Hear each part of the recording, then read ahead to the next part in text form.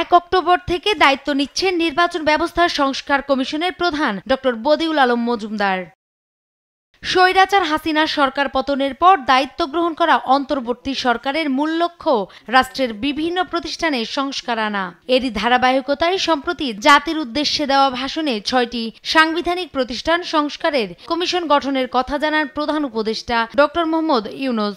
এর মধ্যে নির্বাচন ব্যবস্থা সংস্কার কমিশনের প্রধান হিসেবে ডক্টর বদিউল আলম মজুমদারের নাম ঘোষণা করা হয়। তবে পুরো কমিটিতে কারা থাকবেন তা এখনো নির্ধারণ করা হয়নি। এ বিষয়ে ডক্টর বদিউল আলম মজুমদার বলেন, কয়েকজনের একটি তালিকা তৈরি করা হচ্ছে। অন্তর্বর্তী সরকারের অনুমোদন পেলে মূল কমিটির কাজ শুরু করবে। আনুষ্ঠানিকভাবে যে একটা প্রজ্ঞাপন জারি এখনো হয়নি, তাই আমাদের যে কর্মপরিধিটা কি এটাও সুস্পষ্ট হয়নি এবং কত সদস্যের হবে, কাদেরকে এই কমিশন অন্তর্ভুক্ত করা হবে সেই সম্পর্কেও আমরা এখনো অন্ধকারে। প্রধান উপদেষ্টার সাথে তার সম্মতিক্রমেই এই কমিশন গঠিত হবে। কাজ শুরুর 3 মাসের মধ্যে কর্মপরিকল্পনার একটি রিপোর্ট প্রস্তুত করা হবে বলেও জানান এই বিশেষজ্ঞ।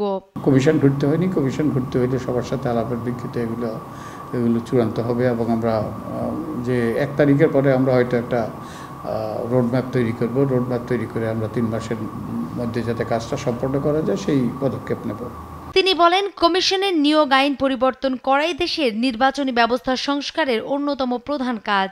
আমরা যেটা আশা করছি যে আমরা এই 3 মাসের মধ্যে আমরা একটা সুপারিশপালা তৈরি করব এবং কতগুলো সুস্পষ্ট সুনির্দিষ্ট সংস্কারের কথা